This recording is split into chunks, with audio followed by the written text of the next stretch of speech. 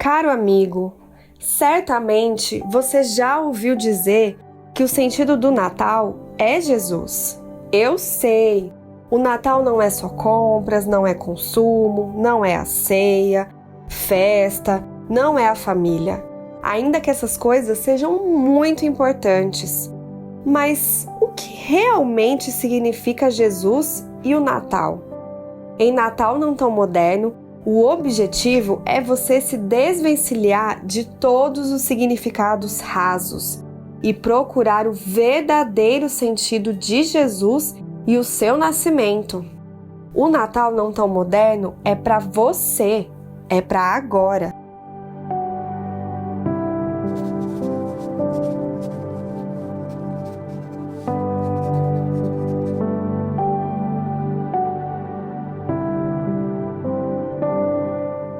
É Natal e é uma história não tão moderna assim. É sobre isso que a gente quer conversar com vocês nesse mês. Sobre um Natal não tão moderno. Você já se fez essas perguntas? Por que nós estamos aqui? Para onde a gente vai? Porque a vida é como ela é. E o Kevin Van Hooser tem essa resposta quando ele diz: a única história possível que pode não só dar sentido para a sua vida, como pode dar sentido para toda a vida humana, é a história de que Deus se fez homem e habitou no meio de nós. E essa é a série que a gente faz nesse mês. Um Natal não tão moderno assim. E hoje eu quero conversar com vocês sobre uma história que não é tão moderna assim. E qual história é essa? A história de Jesus, a história de Deus. Evangelho de Lucas no capítulo 3. Olha o que a Escritura vai dizer para nós. Evangelho de Lucas no capítulo 3, a partir do versículo 23. Evangelho de Lucas capítulo 3, a partir do versículo 23, nós vamos até o versículo 38. Não, você não está maluco. Esse texto está na Bíblia. Quer ver? Verso 23. Jesus tinha cerca de 30 anos de idade quando começou o seu ministério. Ele era como se pensava: filho de José, filho de Eli, filho de Matate, filho de Levi, filho de Melque, filho de Janai, filho de José, filho de Matatias, filho de Amós, filho de Naum, filho de Esli, filho de Nagai, filho de Mate, filho de Matatias, filho de Semei, filho de Joseque, filho de Jodá, filho de Joanã, filho de Ressa, filho de Zorobabel, filho de Salatiel, filho de Neri, filho de Melque, filho de Adi, filho de Cossã, filho de Elmadã, filho de filho de Josué, filho de Eliezer, filho de Jorim, filho de Matate, filho de Levi, filho de Simeão, filho de Judá, filho de José, filho de Jonã, filho de Eliaquim, filho de Meleá, filho de Mená, filho de Matatá, filho de Natã, filho de Davi, filho de Jessé, filho de Obed, filho de Boaz, filho de Salmão, filho de Naasson, filho de Aminadab, filho de Rã, filho de Esrom, filho de Pérez, filho de Judá, filho de Jacó, filho de Isaque, filho de Abraão, filho de Terá, filho de Naor, filho de Serugue, filho de Ragal, filho de Faleque, filho de Eber, filho de Salá, filho de Cainã, filho de Arfaxade, filho de Sem, filho de Noé, filho de Lameque, filho de Matusalém, filho de Enoque, filho de Jared, filho de Malaléu, filho de Cainã, filho de Enos, filho de Sete, filho de Adão, filho de Deus. Vamos orar? Pai, essa é a palavra do Senhor, que nós não reverenciamos ela, mas o Senhor. Nós adoramos somente o Senhor. Mas te agradecemos por nos deixar a Escritura para aprendermos mais do Senhor. Em nome de Jesus, o que nós te pedimos. Ilumina o teu povo para te conhecer mais, através daquilo que o Senhor deixou revelado para nós. Em nome de Jesus. Amém. No Natal não tão moderno. E hoje eu quero conversar com vocês sobre uma história não tão moderna. E para uma história não tão moderna, eu chamo um judeu muito conhecido, nascido em Viena em 1905. O nome dele é Viktor Frankl. E Frankl vai estudar psicanálise com Freud, mas em determinado período da vida ele vai romper com Freud e ele vai começar a sua própria vertente de estudos psicológicos. O Frankl tem uma vida muito curiosa, porque como um descendente de judeu na Áustria, em Viena, ele se forma, ele casa, ele começa a estudar essa área da psicologia, a área da psiquiatria. Só que os alemães vão invadir a Áustria. E Frankl vai ser levado durante 3 anos. Ele vai ser levado para 4 campos de concentração diferentes. Sendo que o segundo que Frankl passa é o campo de concentração de Auschwitz, que é o pior campo de concentração, em que os nazistas fizeram coisas absurdas. E ele sobrevive, mas ele perde pai, mãe e esposa. E a grande pergunta que Frankl vai depois responder é: qual é o sentido da vida? Porque a vida é feita de muito sofrimento, a ponto de estarem presos num campo de concentração e eles se perguntarem: que fumaça é aquela lá? São seus pais que acabaram de ser queimados na fornalha. Nos campos de concentração, eles perdiam 20, 30 quilos. Passavam frio. Sofriam. E a pergunta é: como vocês conseguiram sobreviver a esse holocausto? E como vocês conseguiram sair daí encontrando algum sentido para a vida? E o Frankl vai terminar a sua vida, e tem muita coisa dele escrita, e vale a pena você ler tudo do Viktor Frankl. Se você tem e quer estudar essa área, vale muito a pena estudar qualquer coisa dele, ele é muito bom. Porque o Frankl vai dizer o seguinte: uma coisa que é inevitável na vida dos seres humanos é o sofrimento. E todos vão sofrer. Mas a grande perspectiva é: o que é que você faz com o sofrimento? Porque diante dele você tem a primeira opção: se tornar uma vítima.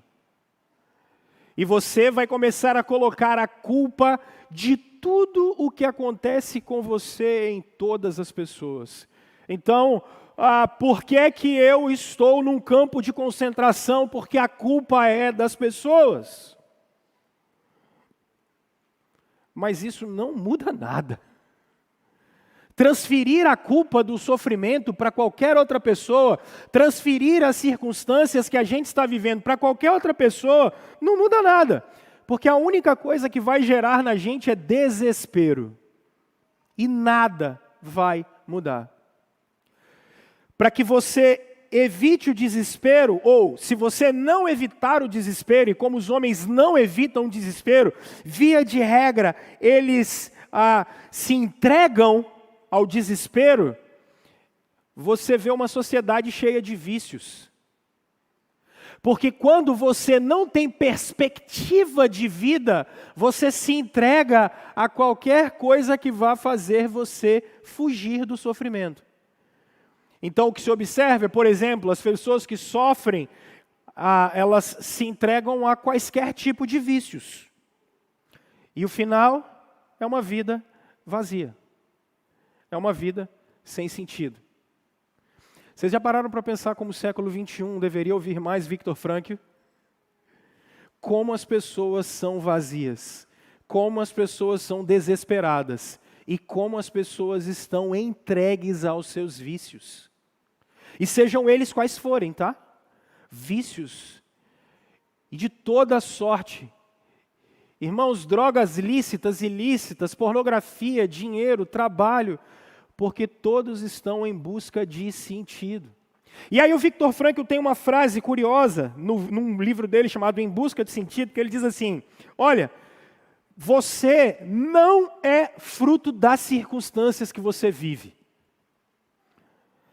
Você é fruto das decisões que você toma no dia a dia.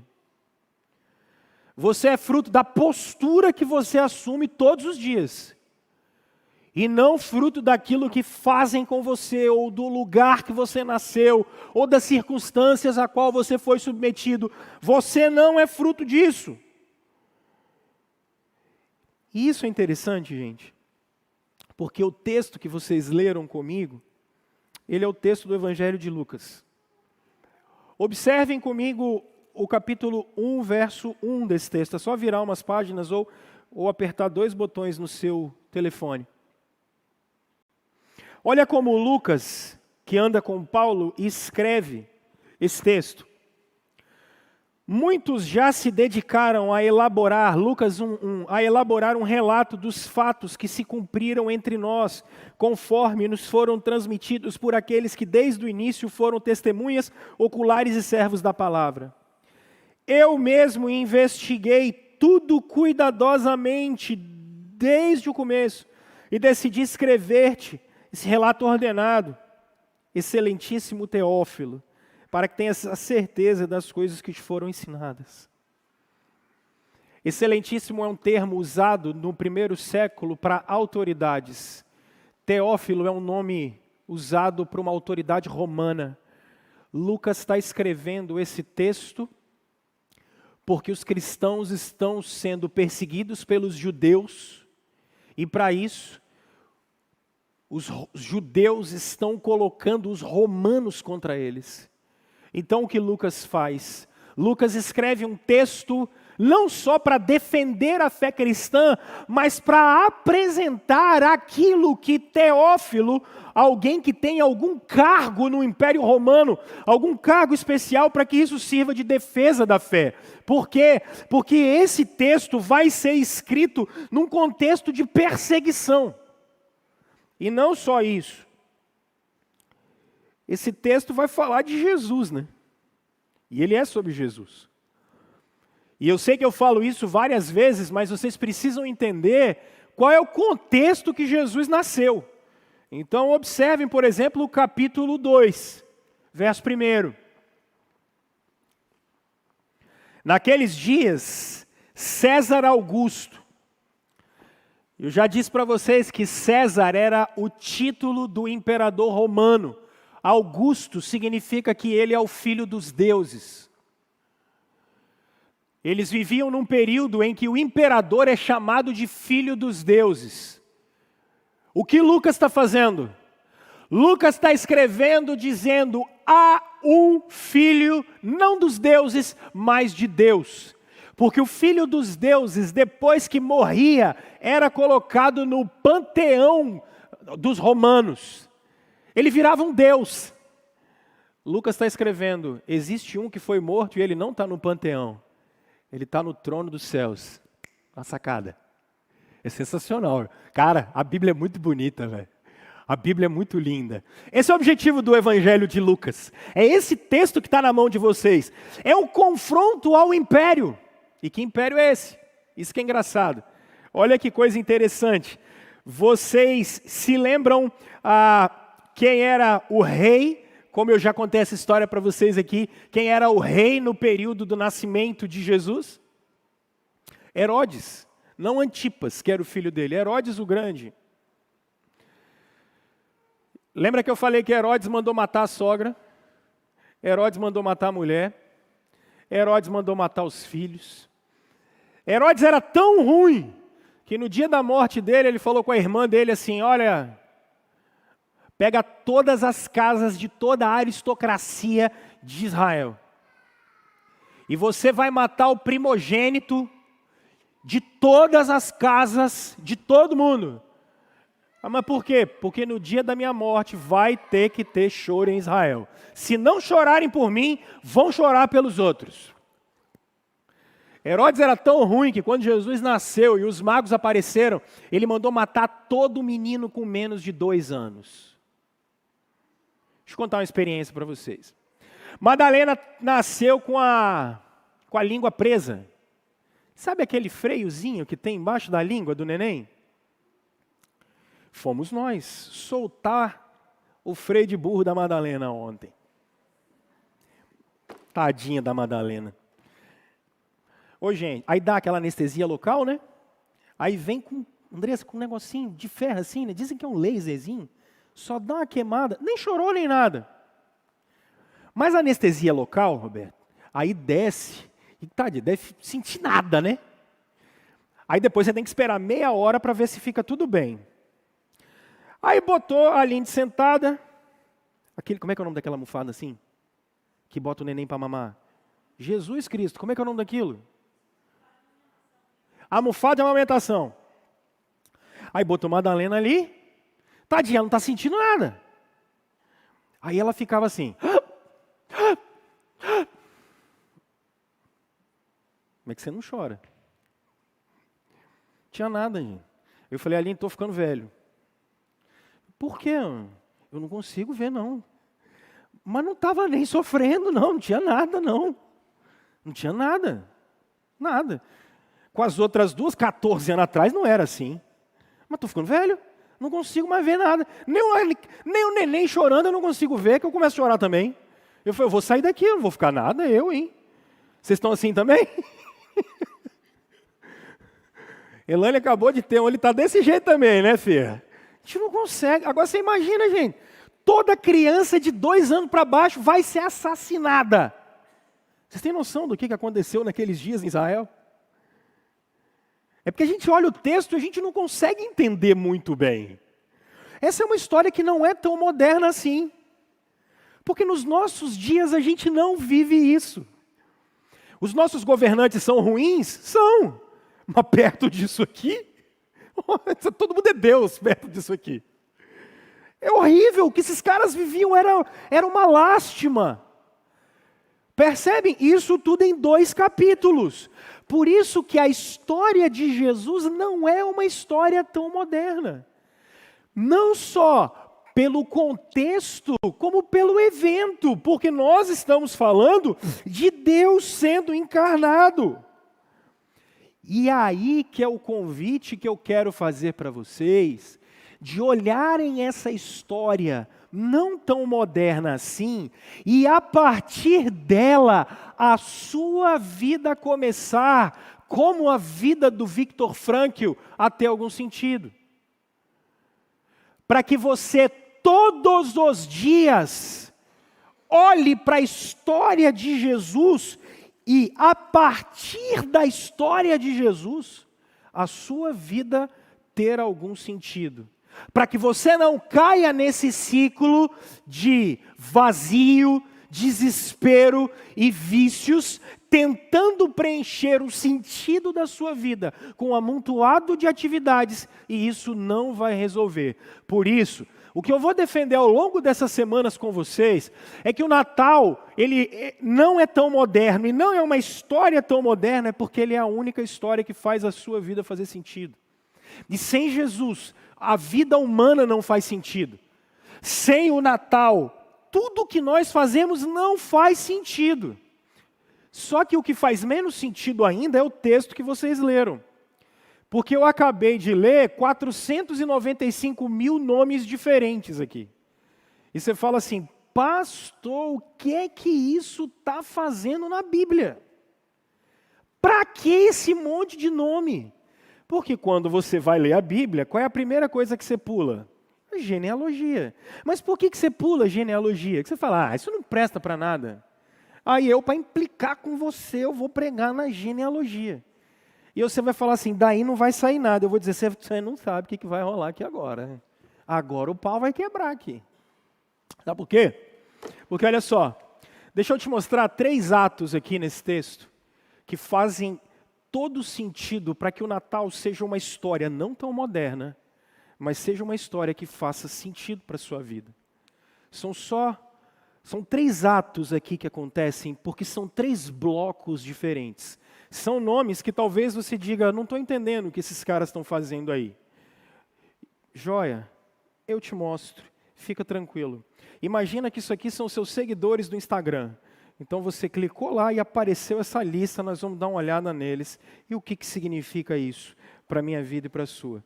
Primeira coisa que a gente precisa entender, gente, que o Natal é uma história não tão moderna, mas que faz sentido para a vida da gente, é que vocês precisam entender que a história da humanidade precisa de ajustes. Você não pode esquecer disso. A história da humanidade precisa de ajustes. A vida dos seres humanos precisa de ajuste. Você fala assim, pastor, ok, tá, isso é uma coisa normal, comum, eu sei. Mas é isso que essa genealogia está te mostrando. Hã? Mas eu não li isso. Como não, filho? Está escrito. Vamos começar de trás para frente? Vamos lá para o último verso? Vamos para o verso 38? Jesus tem uma genealogia e eu quero que vocês percebam o seguinte. Aula de escola dominical hoje, hein? Verso 38. Filho de quem? Enos, filho de Sete, filho de Adão, filho de Deus. O que está nesse texto aqui? Gente, Jesus está na genealogia do cara que caiu. Jesus está na genealogia do homem que fez com que o pecado entrasse na raça humana. É isso que está aqui. O que Jesus tem a ver com quem o pecado entrou na raça humana? Aí você diz, pastor, mas e daí? Bom, e daí? Vocês não leram o verso 36 mesmo? Gente, filho de Cainã, filho de Arfaxade, filho de Sem. Filho de... Mas Jesus está na descendência do cara que teve o dilúvio, mas por que teve o dilúvio? Jesus faz parte dessa história? Por que teve dilúvio? Porque o pecado de Adão entrou na terra. Olha, pastor, mas está tudo ligado? Tá, ué, como não? Claro que está ligado. Jesus entrou na história em que o pecado entrou na raça humana, e o pecado entrou na raça humana e foi tão devastador que algumas gerações depois Deus teve que mandar o dilúvio, porque a vida precisa de ajustes. A raça humana precisa de ajustes. Mas para por aí, pastor? Não, é só você continuar lendo. Se você ler o verso 34, você começa a perceber algumas coisas maiores. Olha só. Filho de Jacó, filho de Isaac, filho de Abraão. Mas o que aconteceu com Abraão, pastor? A promessa. Qual é a promessa? A promessa de que o descendente de Abraão vai fazer o quê? Resgatar a humanidade. Jesus então é o cara que foi prometido para reverter o efeito do pecado? Foi ele mesmo. Mas volta um pouquinho, olha o verso 31. Filho de Meleá, filho de Mená, filho de Matatá, filho de Natã, filho de quem? Que foi o primeiro cara que fez o reino virar reino. E Jesus é o filho de quem mesmo? Bartimeu, quando está cego, ele clama para quem curar ele? Filho de? Então o reino apareceu, né? Meu Deus, a história começou a ser consertada. Olha! Mas deu problema. Por que deu problema? Porque se você observar, olha o verso 27. Filho de Joanã, filho de Ressa, filho de quem? Quem é Zorobabel? Zorobabel é o cara que vai trazer o povo de volta do exílio. Porque como a nação de Israel peca, o reino vai ser entregue. E quando o reino é entregue, eles vão ser levados para o exílio. Israel, que é o filho de Deus no Antigo Testamento, não consegue cumprir a aliança, não consegue ser o povo do pacto. Israel não consegue ser o filho de Deus perfeito. Então, o que é que Deus vai ter que fazer? Mandar o filho dele. É isso que vocês acabaram de ler aí, ué. Tá aí. Por quê? Por que a história de Jesus está mostrando? Que deu errado. A história da humanidade deu errado. Esse é o negócio. Nós não conseguimos, os seres humanos são falhos. A gente precisa de um Salvador. O que eu estou querendo dizer com isso? O que esse texto está tentando mostrar para vocês? O texto está tentando mostrar para vocês que a vida é disfuncional. O ciclo de sofrimento, ele está na vida da gente. Vocês vivem ele. Vocês vivem esse ciclo de sofrimento que o Viktor Frankl falou para a gente. Não é só a história que é disfuncional, é a vida de vocês que é disfuncional, gente. Meus irmãos, falem a verdade. Olha só o que isso significa. Primeiro, eu trato com vocês uma história pessoal e familiar. Ô gente, honestamente falando, o que está sendo bom de ser pai mais velho? Eu estava dividindo isso ontem com uma pessoa. Mais velho, até parece que eu estou velho, né? Mais velho. Fui pai da Elis, estava com 24, a Aline com 21. Júlia com 26 e a Aline com 23. Agora a gente está com 38 e 35. Faço 39 em fevereiro. É diferente. E eu imagino que ser avô deva ser mais bacana ainda. Você consegue observar algumas coisas e aproveitar algumas coisas. Você fica mais paciente. Quando eu era mais novo, o pessoal falava isso, eu falava, esse negócio é mentira, isso é conversa para boi dormir, que nada. Você começa a ficar mais velho, você começa a ficar mais paciente.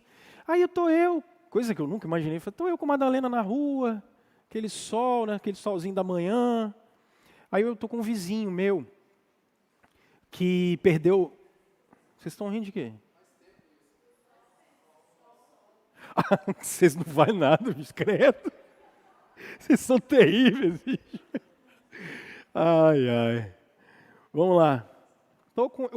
Cheguei perto de um casal de idosos vizinhos que perderam um filho de 50 anos logo no início do Covid.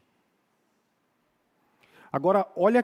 Aí que eu estou falando, a diferença que é você conseguir estar mais velho e observar algumas coisas. Olha a vida. Eu, com a minha neném no colo, celebrando a vida. Diante de dois idosos de quase 80 anos, que há 2 anos, a vida não faz mais sentido para eles. Porque quando a senhora falou... isso me lembra meu finado filho. O velho saiu de perto. Aí eu falei com ela, olha, ele não está bem, né? Ela falou, olha, Rômulo, já tem 2 anos que a vida dele não faz o menor sentido mais.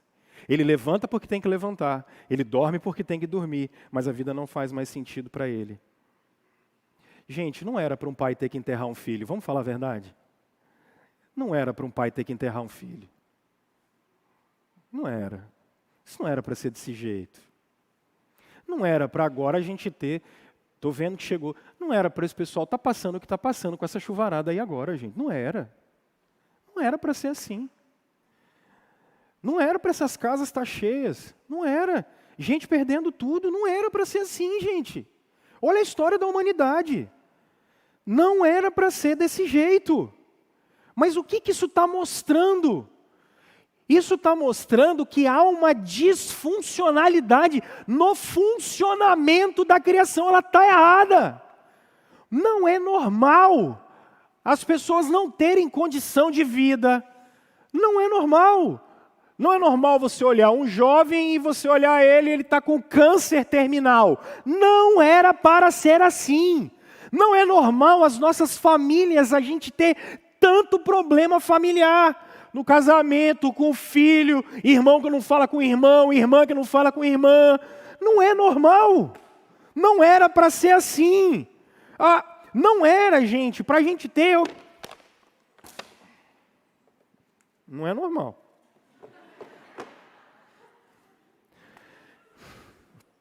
Fui comprar um guarda-chuva ontem. É sério. Vou dividir com vocês são minha família. Kleber, eu fui comprar um guarda-chuva ontem. Como é que você testa um produto? Eu abri o guarda-chuva. Rapaz, a Aline brigou comigo. Mas como é que você bota o guarda-chuva na chuva? Eu falei, uai, mas tem que testar o guarda-chuva, não é? Mas e se você não fosse levar ele? Eu falei, é verdade, cara. Aí ela falou, amor, tem hora que você tem sem noção. Eu lembrei aqui agora do guarda-chuva. Ai, meu Deus. Irmãos, volta. Acabou, eu estava aqui na chuva. Não é normal isso acontecer. Gente, não é normal.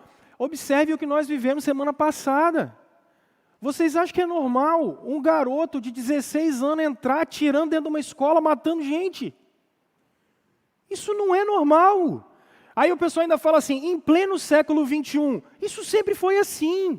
A vida é uma loucura. A vida é uma loucura. Só que a gente está dentro dela. Você acha que é normal? Por exemplo, vocês, saindo um pouco dessa esfera sociedade, você acha que é normal, por exemplo, olha vocês meninas, existe o padrão de vida segundo o Evangelho e o padrão de vida segundo o Instagram. O que é mais engraçado, quando você entra numa rede social, ninguém sofre, ninguém chora, ninguém morre. Todas as famílias são perfeitas, educar filho é uma maravilha, os casamentos das pessoas são todos lindos, as pessoas, enfim, são todas perfeitas. Aí o que acontece? Eu fico olhando um monte de gente que sofre, porque ela fica olhando o padrão de vida das pessoas e fica se comparando com elas mesmas. Isso não é normal. Não é normal você se sentir tão deprimido, mas não no sentido de doença. Porque se você é deprimido porque você é doente, a gente toma remédio e resolve. Ok, isso não é esse o problema. O problema é que as pessoas se sentem deprimidas por uma coisa que elas queriam ser e não são. E elas nunca estão satisfeitas com o que elas são. O que você vê é uma renca de gente insatisfeita com a vida o tempo todo. Pessoas adoecidas, gente. Isso não é normal. Não é normal. Os padrões, às vezes, de casamento que a gente tem, não são normais. Irmãos, olha só, eu tenho uma esposa com 3 filhos. Eu estou com a Aline a vida inteira. Eu não posso comparar a minha esposa com qualquer outra mulher, porque o corpo dela é outro, a vida é outra. Qualquer comparação que eu fizer do corpo da minha mulher com qualquer outro, é um crime. Porque presta atenção, dá de mamar, acorda tarde, acorda cedo, não dorme. É um crime. Mas a gente compara. Percebe? Não era para ser assim. Não era para ser assim. Olha essa disfuncionalidade do mundo. O que esse texto está mostrando para vocês é uma cadeia. Adão, Noé, deu errado.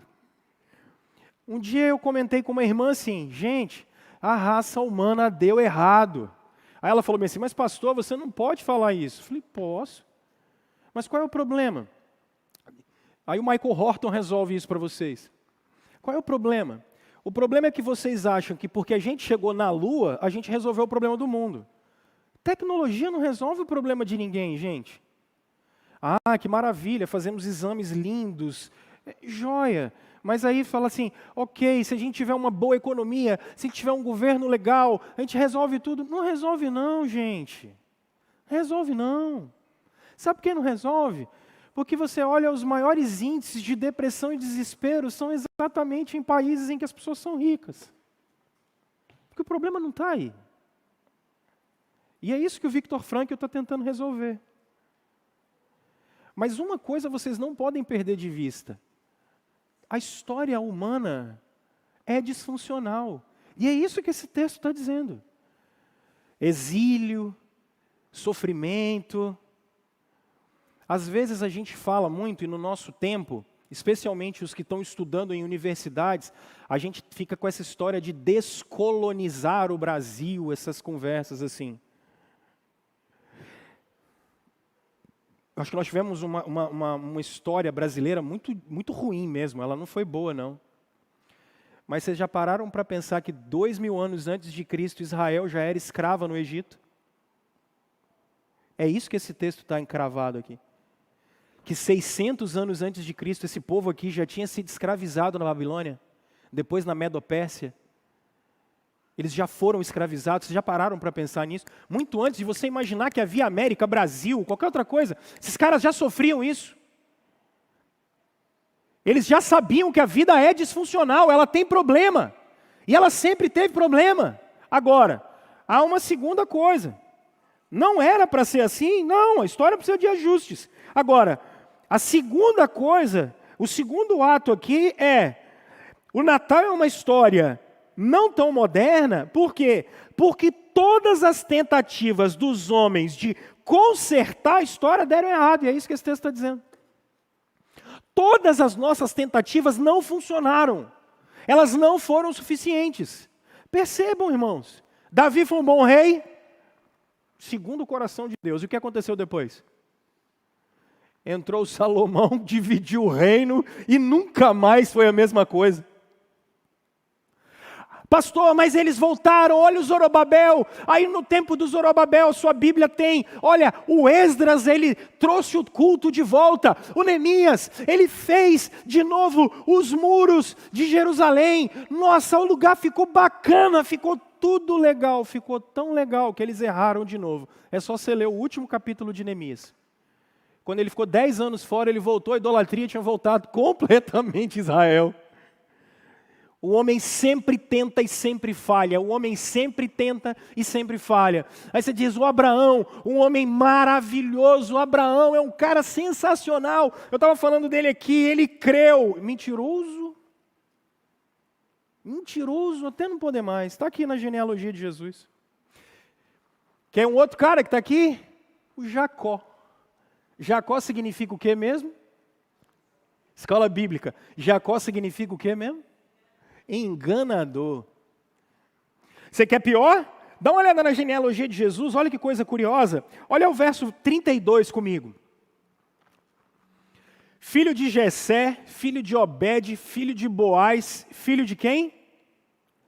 Verso 32. Salmão. Sabe com quem que Salmão casou? Não. Salmão vai casar com Raabe. Porque na genealogia de Jesus tem até prostituta.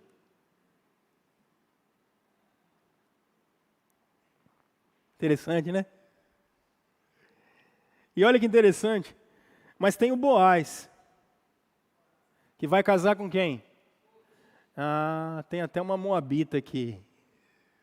Interessante. Tem até uma estrangeira na genealogia de Jesus. Que curioso. Eu vou trabalhar isso agora. Mas o que eu quero que vocês percebam. Irmãos, todas as tentativas da humanidade sempre deram errado. Esse texto é a maior prova de que eles não conseguiram, e não conseguiram mesmo. Nem pré-exílio, nem pós-exílio, eles erraram. Aí você diz, tá pastor, e no nosso tempo nós erramos também, gente, do mesmo jeito. O século XX é um século tão iluminado, que o século XX foi o século que matou mais pessoas do que em todas as guerras, em todos os momentos de toda a história da raça humana. Só isso que aconteceu no século XX. O século XX, em 100 anos, nós matamos mais pessoas do que toda a história junto. Em 100 anos. Olha como nós somos, irmãos. A gente tem que lidar no Brasil com 70 mil homicídios, 60 mil homicídios, 50 mil. Isso é número de guerra. Isso é maluquice. Olha o que a gente lida, olha com o que a gente vive. Você vai botar o carro na sua garagem, o que você faz? Primeiro você pagou o seguro, porque você morre de medo de ser roubado. Depois, se você precisar, você dá 2 voltas no quarteirão. 3, 4, porque deu errado. Porque se tiver 2, 3 caras na rua andando, você atravessa a rua. Porque você tem medo, porque deu errado. Porque a gente diz, nossa, que bom, nós temos lugares seguros. são tão seguros que eu queria ver se você morasse na Rússia agora, e você morasse na Ucrânia, e lá do lado está a Suécia, que é muito bonitinha, a Finlândia, que é uma lindeza. Mora lá do lado agora. Deve ter sueco morrendo de medo de que sobrar uma bomba para ele lá agora.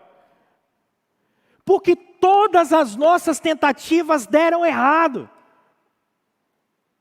Deu errado, gente. A gente sai no século XX, a gente inventa uma coisa chamada liberalismo. Ele é maravilhoso. É só você ver o que aconteceu na guerra do Iraque agora, há 20 anos.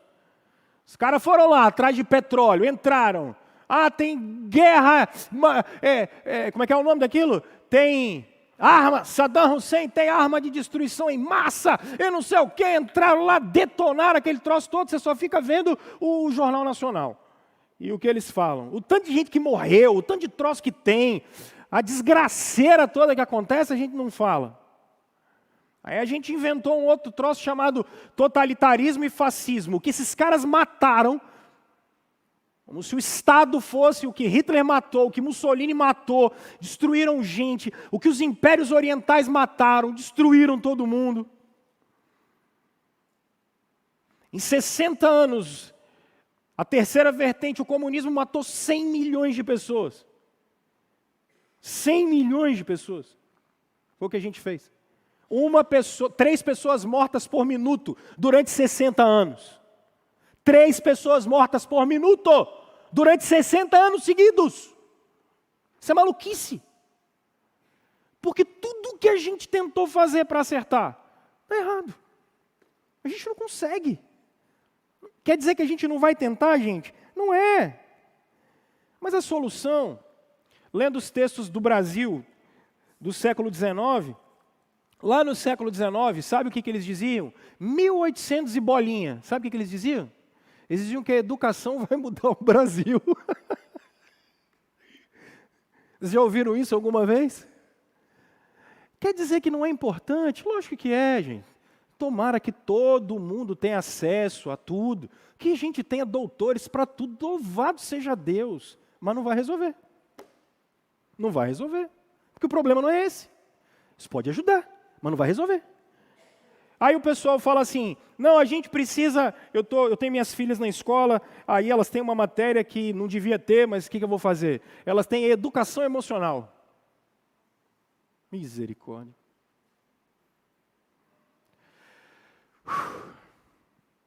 Educação emocional. Aí fala assim, não, nós vamos aprender aqui, fazer terapia. Pode fazer terapia? Deve. Funciona? Não. Estou falando que não funciona, se você precisar fazer, faça. Não é disso que eu estou falando. O que eu quero dizer é que não resolve o problema do mundo. Não resolve. É importante, ferramenta, boa. Não resolve, não adianta botar expectativa nisso. É importante fazer? É legal, faça. Mas não resolve. Ah, a gente vai resolver tudo com economia? Não vai, gente. Olha o nosso tempo. Pessoas sem sentido da vida, pessoas perdidas, pessoas dentro dos seus vícios e não sai. Por que não sai? Porque a gente precisa resolver o problema. E aí o terceiro ato é que a única resposta para a história da raça humana é Cristo. É Cristo. Olha o verso 23. A resposta está aí. É só com Cristo que o mundo é transformado. Olha a grandiosidade do texto bíblico, irmãos. Verso 23. Quantos anos Jesus tinha de idade quando ele começou o ministério dele? 30. Por quê? Porque Números capítulo 4. Todo sacerdote só começa o seu ministério aos 30 anos de idade. Jesus está cumprindo a lei de Deus. Isso aqui não é nenhuma ideologia, teoria. A lei de Deus começou a ser cumprida. Quem é o último da genealogia de Jesus lá no final? Como é que é o nome dele? Vira lá.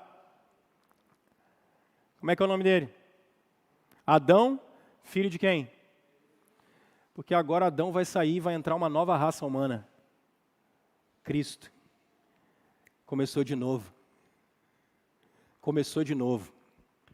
Sai a genealogia de Adão. Agora entra a genealogia de Cristo. Gente, o texto bíblico é bonito demais da conta. Ué. Esse negócio é bonito demais da conta. Por quê? Porque agora chegou aquele que vai fazer o que realmente deve ser feito, que é ligar a gente com Deus de novo. Reconectar a gente com Deus de novo. O Filho de Deus vai entrar na história, cumprir a lei de Deus, para reconectar a gente com o Criador, para adotar a gente como filho de Deus. Olha aqui, o que é Cristo e a mensagem do Natal? Uma nova humanidade vai começar. Por isso, se alguém está em Cristo, é uma nova criação. Ninguém passa para crente, nasce de novo. Quando você converte, Deus olhou para dentro do seu coração e diz: haja luz. Bota no status depois do Instagram. Anota lá essa frase. Escrevi no meio de semana. Converter é isso. No princípio criou Deus os céus e a terra. Aí ele diz: haja luz. Deus teve que dizer: haja luz dentro do seu coração.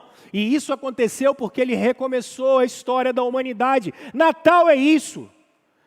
Natal não é família, Natal não é bacana. Você compra um Chester daquele cheio de remédio, que é maior do que tudo, aquele Chester. Você vai comer ele, vai lembrar dele 4 dias seguidos. É bom, me chama, eu vou. Mas olha só, o que é importante do Natal Deus está dando um restart na criação. Ele está recomeçando ela. É por isso que agora começa uma nova humanidade. Então, o reino de Deus chegou. Não é o reino de Davi. Não é o reino brasileiro. Não é a nação americana. Acabar. Não vai ter nada disso. É o reino de Deus que chegou. É Cristo que está sentado no trono.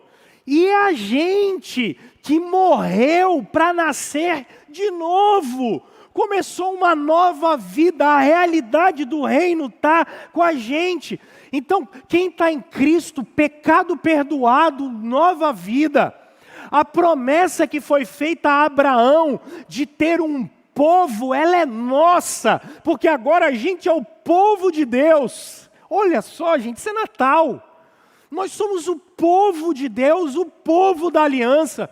Aquela promessa que Deus disse que teve no Davi, de ter uma terra, de ter um reino. Aí Jesus olha e fala assim: vocês querem Jerusalém?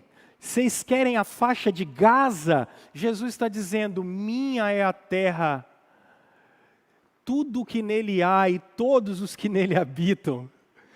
Mudou, a história mudou. A gente serve ao rei que veio. Você não serve César Augusto, Herodes. A gente não serve rei humano. Nosso rei é outro. A dinâmica do nosso reino é outra. Porque nosso reino não é geográfico, ele é cósmico. Tudo é de Jesus, gente. Não tem nada que não seja de Cristo. E é isso que tem que mudar a nossa forma de ver o mundo, porque é isso que tem que fazer você romper todos os dias com o ciclo do sofrimento. Eu falei isso tudo para chegar até aqui. Porque a grande pergunta que a gente precisa fazer é como isso vai mudar a sua vida a partir de agora. Como é que essa mensagem de que Jesus é o Rei, de que os pecados foram perdoados, de que uma nova humanidade começou, de que nós aguardamos um novo céu e uma nova terra, como isso vai mudar sua vida todos os dias? E aí, o Viktor Frankl, ele te dá 2 propostas. E eu acho que é muito legal. Primeiro, saia do vitimismo. Eu acho isso muito interessante. Sai do vitimismo. Pastor, estou passando por uma pendanga, o senhor não tem ideia. O pau está quebrando. Difícil, pastor. Mas difícil demais. Meu filho, olhe a sua vida pelas lentes de Jesus. Está difícil? Claro que está difícil. Ah, é complicado, é complicado. Ah, o mundo está no momento difícil, está no momento difícil. Não fique contra a parede. Você precisa conversar com o seu coração todos os dias, dizendo assim, Jesus é o Rei. A ressurreição dos mortos, o perdão de pecados é verdade. E daí que aconteceu isso, aquilo, e daí? A minha vida está sendo guiada por uma história que é maior do que essa. Os meus valores sendo guiados por um valor maior do que esse, é diferente. Dói, mas eu sei que tenho conforto. Dói, que tenho consolo. Ah, não foi do jeito que eu queria? Não foi, mas é do jeito que Deus quer. Peraí, Ele está no controle. Então, olha, sai da parede, porque se a gente continuar dizendo, ó céus, ó vida, ó azar, ai meu Deus, está tudo ruim, dá tudo errado. Eu sou péssimo fazendo coisas manuais. Para eu usar uma furadeira, ela quase me bate. Dia desse fui furar um buraco, cara, eu e ele tivemos um problema sério. Eu e o buraco. Ficou maior do que deveria, porque eu fiquei aborrecido com ele. Eu falei, agora eu vou abrir você mais do que você deveria. Porque eu sou terrível com isso. Aí quando você começa a fazer um negócio e dá errado, qual a primeira coisa que você faz?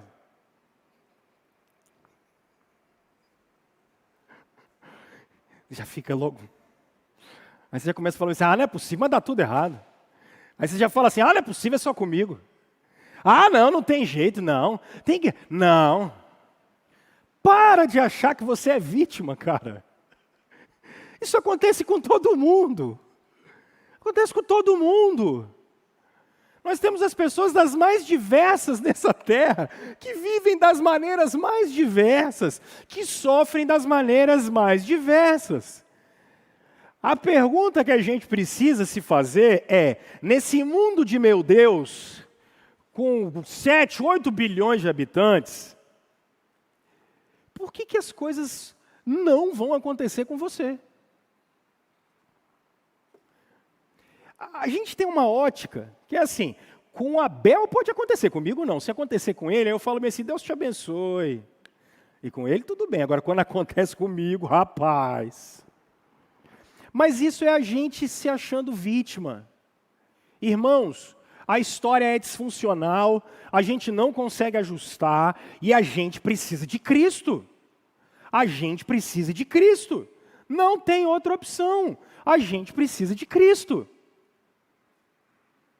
Segunda coisa, que aqui eu concluo, e os meninos podem vir aqui. Primeiro, saia do vitimismo. A sua vida tem que ser narrada pela história de Deus. Segundo, procure, anota isso pelo amor de Deus, procure sentido todos os dias. Todo dia. Não é um dia só não, é todo dia. Não é procurar, primeiro, saia do vitimismo, do tipo, nossa, por que acontece comigo? A pergunta é, por que não acontece comigo? Acontece com todo mundo. E vai acontecer comigo também, vai acontecer com você também, vai acontecer com a gente, vai acontecer com todo mundo. É assim mesmo. É assim que a vida é. Agora, todos os dias procure sentido. O que eu estou falando aqui com vocês? Isso o Viktor Frankl vai dar a ideia, eu estou me aprimorando da ideia dele para trabalhar um princípio com vocês. Manhã de manhã, com essa chuva, vai dar vontade de dar migué no trabalho. Vai te dar uma dor de cabeça amanhã cedo, rapaz. Ela vai começar daqui a pouco. Aí você já vai começar a mandar mensagem falando, não sei se eu vou amanhã. Não é assim que funciona? Nossa, tem um córrego na frente e o cara fala que tem o Rio Nilo. Não dá para passar, gente. Não é assim que funciona? Ao invés de você dar migué, você vai olhar e falar bem assim, eu sou servo de um rei. Eu não vou dar migué. Porque a minha ética é a ética do reino. Todo mundo dá migué, eu não. Não é a CLT que me guia, gente. Não é a Constituição Federal que me guia, não, senhor. A Constituição Federal, ela não é nada perto daquilo que é a ética do reino de Deus. Vocês não têm ideia do que é isso. Constituição nenhuma consegue fazer o que Deus fez ao revelar a palavra dele. Nós estamos falando de uma coisa aqui muito maior. Então, ao invés de você dar migué amanhã, você vai olhar e falar assim, cara, eu sou guiado por uma ética diferente. Porque o meu rei é outro. Eu obedeço às minhas autoridades, oro por elas, seja quais forem. Não tem problema nenhum com isso.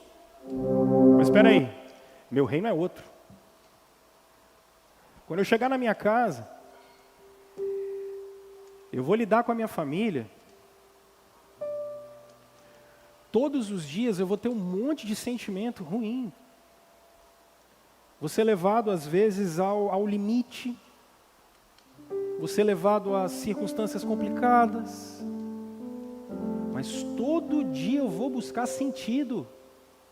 Todo dia eu vou olhar para a história de Jesus e falar, peraí, meu rei está vivo, meus pecados foram perdoados, isso aqui é meu primeiro ministério na face da terra, eu tenho que entregar essa mulher santa nas mãos de Jesus, eu preciso cuidar desses meninos, eles não são meus, eles são de Cristo, Jesus deixou eles aqui na minha mão um pouquinho, eu tenho que cuidar deles. Vamos lá. Sai fora desespero, sai fora, vamos lá, Cristo vai voltar, vou me encontrar com Ele.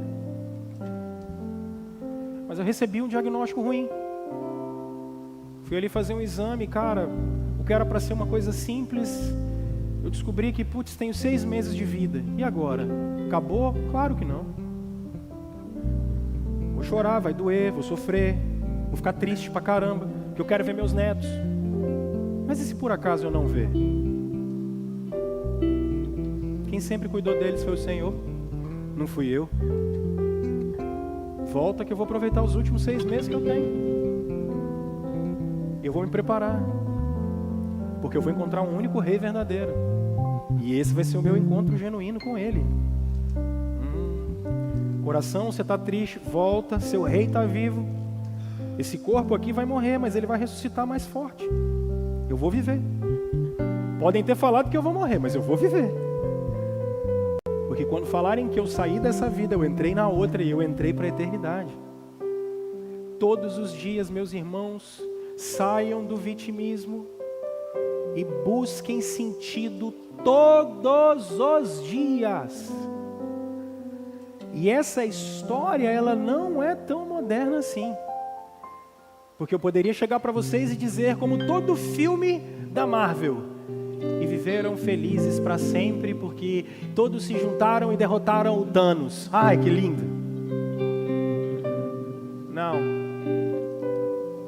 Não. A história é feita por um Deus que entrou nessa terra,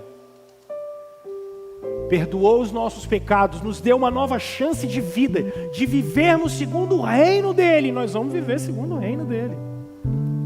Porque agora, quando essas pessoas estão sofrendo, o que você vai fazer? Você vai chegar em casa, fechar a porta da sua casa, se cobrir e maratonar a série do Netflix? Você pode até fazer isso, cara. Mas por favor, separa roupa boa para dar para essa gente que está precisando. Porque o cristianismo é a arte do encontro. E Deus veio se encontrar com a gente. Essa história aqui é de um Deus que veio se encontrar com a gente. Então tira roupas boas suas para doar para as pessoas. Não é o que está sobrando, pecador. Deus não te deu o que sobrou. Pega o que você tem de bom. Fala assim, cara, isso aqui meu filho usou. Estava guardando para o meu sobrinho. Mas isso aqui vai para aqueles meninos que estão lá na enchente. Vai para eles agora. Porque o cristianismo é a arte do encontro. É a gente indo de encontro a quem precisa. Aí depois que você fizer, você pode até voltar para casa. Assiste The Chosen. Todo dia educa o seu coração. Todo dia. Traz o seu coração para Jesus todo dia. Porque aí vai tentar todo dia te levar para